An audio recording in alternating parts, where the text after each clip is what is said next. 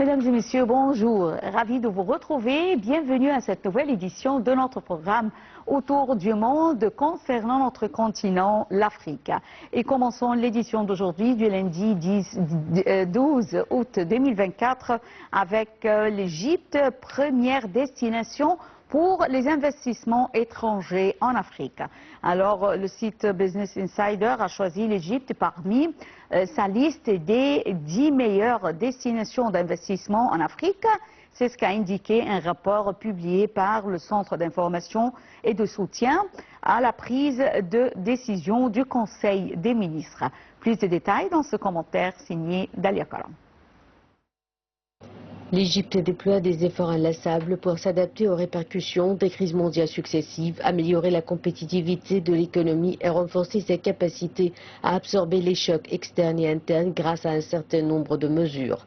Pour la deuxième année consécutive, l'Égypte figure en tête des destinations les plus attractives pour les investissements en Afrique, selon un rapport de l'Organisation de l'ONU pour le commerce et le développement.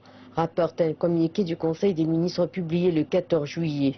Parmi les mesures adoptées par l'Égypte pour attirer des investissements directs étrangers figurent notamment les réformes législatives et institutionnelles, l'élaboration des politiques budgétaires et monétaires visant à réaliser une croissance équilibrée et durable et le renforcement du rôle du secteur privé. Selon le rapport de l'Organisation de l'ONU pour le commerce et le développement, les investissements directs étrangers représentent en Égypte 18,6% de l'ensemble des investissements, 52 milliards de dollars en 2023.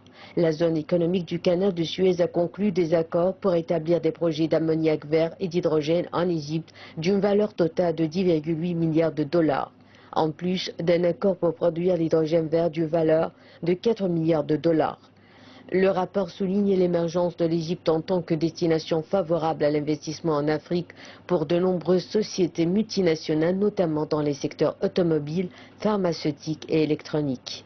En outre, l'introduction en Égypte plus aisée pour l'attribution des licences destinées aux projets d'investissement, la formation du Conseil suprême de l'investissement dirigé par le président de la République en 2023 et l'adoption d'exonérations fiscales au profit des investisseurs et d'autres incitations financières étaient parmi les mesures qui visent à attirer davantage d'investissements. En dépit des crises successives, le rapport de l'Organisation des Nations Unies pour le commerce et le développement montre une augmentation des investissements depuis 2014 en Égypte. 9,8 milliards de dollars en 2023 contre 9 milliards de dollars en 2019 et 4,6 milliards de dollars en 2014. L'Égypte figure à la 32e place mondiale en matière d'attractivité des investissements en 2023, alors qu'elle était 34e en 2022 et 45e en 2014. Selon l'Organisation des Nations Unies pour le commerce et le développement, l'Égypte fait partie de la catégorie des pays ayant des investissements directs étrangers compris entre 6 et 10 milliards de dollars. Les pays ayant des investissements directs étrangers de 2 à 6 milliards de dollars comprennent l'Afrique du Sud, l'Éthiopie, le Mozambique, la Namibie, le Sénégal et l'Ouganda. Eh bien, retournons avec notre sujet d'aujourd'hui, l'Égypte, la première destination pour les investissements étrangers en Afrique. Et j'ai le plaisir d'avoir actuellement avec moi en ligne Dr Ahmed Elif Nassef, conseiller international pour les affaires et le commerce. Bonjour, Dr Ahmed Elif Nassef, bonjour. Bonjour à vous, madame. Bonjour. Alors, tout d'abord, selon un site américain, le taux de la croissance économique de l'Égypte a augmenté de 9,8% lors du premier trimestre de l'exercice fiscal 2021-2022, affirmant que les statistiques montrant également que l'Égypte est l'un des pays africains les plus riches en termes de produits intérieurs bruts en 2021, vu qu'elle a le deuxième PIB le plus élevé du continent africain, avec une valeur de 394 milliards de dollars. Alors, l'Égypte déploie d'énormes efforts pour s'adapter aux répercussions des crises mondiales successives, ces crises l'une après l'autre, afin d'améliorer la compétitivité de l'économie et renforcer sa capacité à absorber les chocs externes interne grâce à un certain nombre de mesures.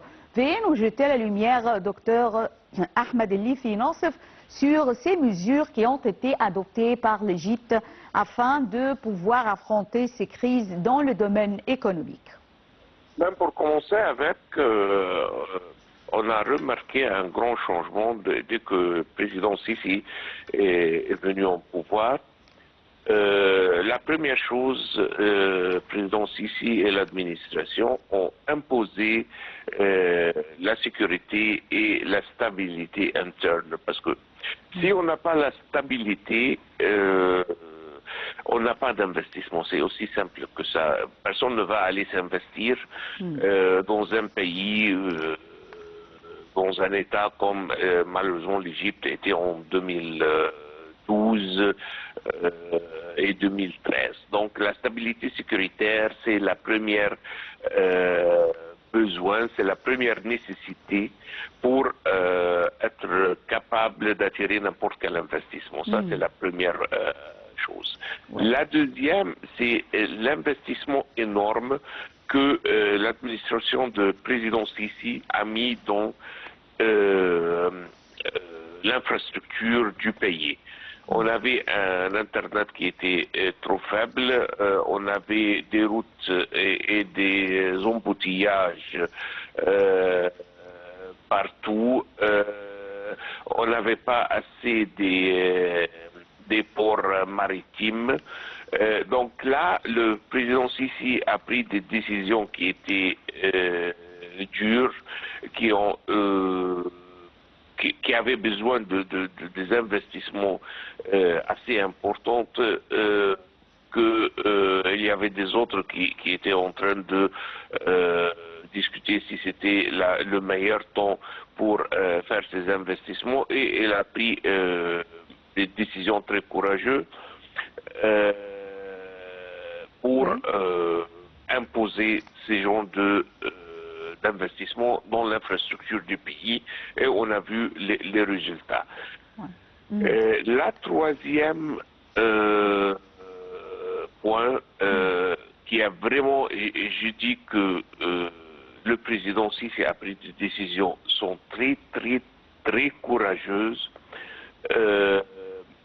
qui ont dû être prises il y a plus que 40 ans, mais malheureusement, c'était le premier président en Égypte qui est venu avec ce genre de courage pour prendre des décisions pareilles dans le changement de l'infrastructure, de l'économie, de la structure interne de l'économie, notamment le changement et la réduction du taux de change.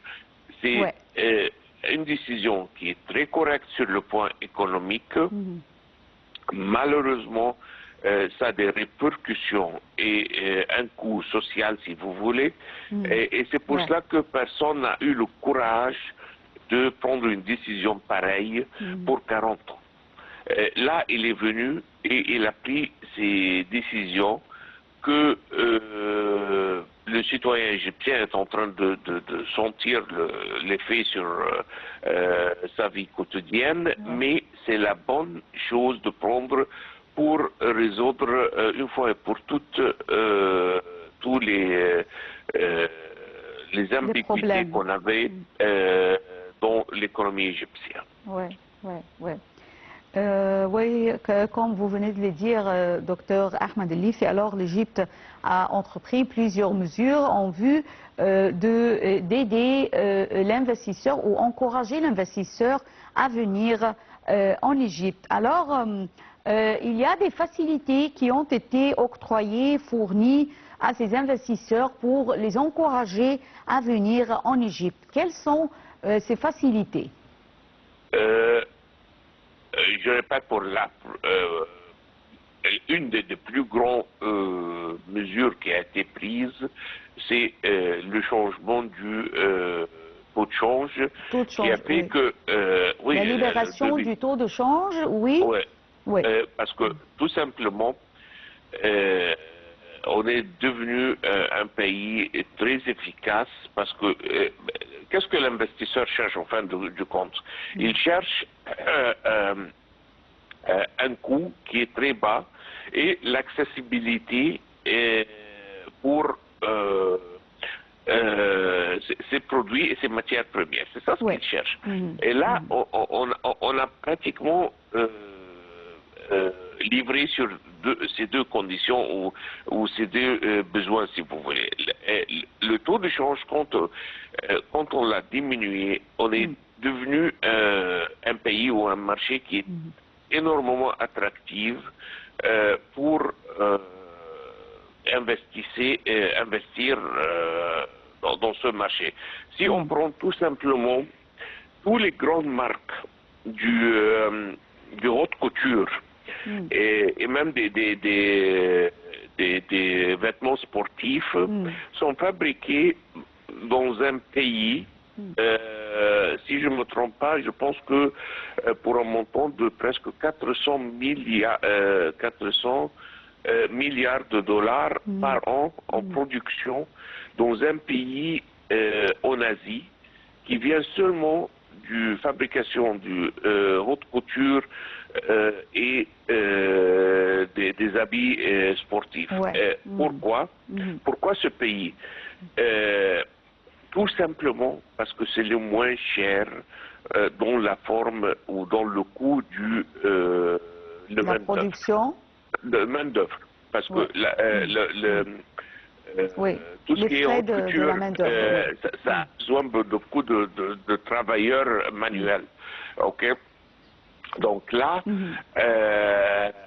ce pays a attiré la plupart de cette production mondiale. Je pense que presque 60 ou 70% de production, ça se passe dans ce pays, tout simplement à cause des coûts. Ce n'est pas une industrie technologique qui a besoin de trucs sophistiqués. Non, c'est une ligne droite, c'est très simple, mais ça revient en fin du compte au le coût du travailleur. Donc là, quand on a réduit notre monnaie locale, là, on est devenu très attractif pour un investisseur qui va venir investir en dollars. Et la deuxième, c'est l'accessibilité.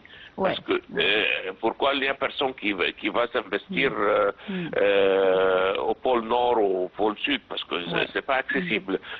Ça coûte pratiquement rien d'aller investir là-bas, mais c'est pas accessible. Donc là, si on a bien fait un bon travail sur cette direction, et en plus, on a les nouveaux zones industrielles, notamment celle qui est à côté du canal du Suez, qui est très utile avec des conditions qui sont très simples, faciles et attractives. Donc c'est normal qu'on va attirer les investisseurs étrangers.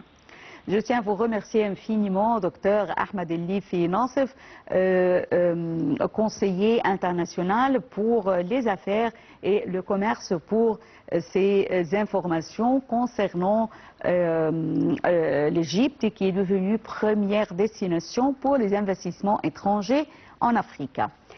Et enchaînons avec l'OMS, Organisation mondiale de la santé, qui a déclaré la valorie d'urgence de la maladie des singes. Voyons ensemble ce commentaire de Dalia Karam. La variole du singe au centre des préoccupations de l'Organisation mondiale de la santé. Son directeur général a annoncé mercredi qu'il allait réunir un groupe d'experts pour déterminer si la propagation croissante de la pathologie doit être déclarée urgence mondiale.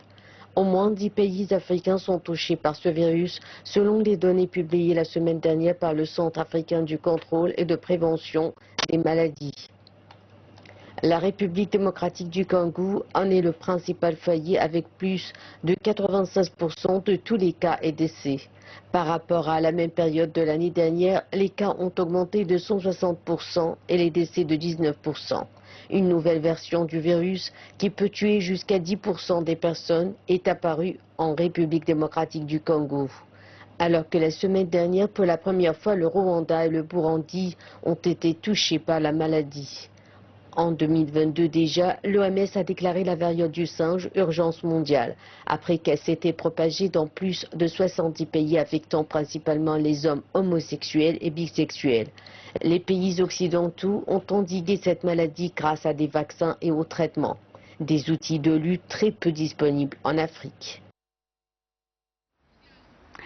Mesdames et messieurs, et terminons cette édition avec le Rwanda qui a inauguré le premier institut de recherche contre les cancers de l'appareil digestif en Afrique. Ce centre forme les professionnels à la chirurgie invasive, une technologie médicale moderne minimisant la douleur et les peines du patient. Les détails avec Shamsenemi, je vous laisse avec ce commentaire. Merci et à bientôt. Au revoir. Le Rwanda a inauguré un centre intitulé l'IRCAD qui s'avère le premier institut de recherche contre le cancer de l'appareil digestif en Afrique. Dans certaines régions, la population fait face à un désert médical. Pour répondre à la demande de soins chirurgicaux, le centre du Rwanda forme des professionnels de santé de 25 pays. Sur le continent africain, plus de 95% de la population n'a pas accès aux procédures médicales et chirurgicales. C'est aussi l'une des solutions apportées ici au Rwanda, dans ce centre spécialement au service du continent africain. C'est ce qu'a expliqué le directeur du centre. Des pays africains ont encore recours à la chirurgie traditionnelle, nécessitant de longues opérations douloureuses. Le centre de l'IRCAD forme des professionnels à la chirurgie mini-invasive, une technologie médicale moderne, minimisant la douleur et les traumatismes subis par les patients, ce qui permet de recourir les périodes et raccourcir l'hospitalisation et réduire les risques d'hémorragie et d'accélérer le rétablissement. Fondé en 1994, l'IRCAD est devenu un leader mondial dans l'enseignement et la promotion de la chirurgie mini-invasive. L'introduction de la chirurgie mini-invasive dans les pays à revenus faibles et intermédiaires devrait permettre de réduire la mortalité associée à la chirurgie dans les hôpitaux où les infrastructures sanitaires sont insuffisantes.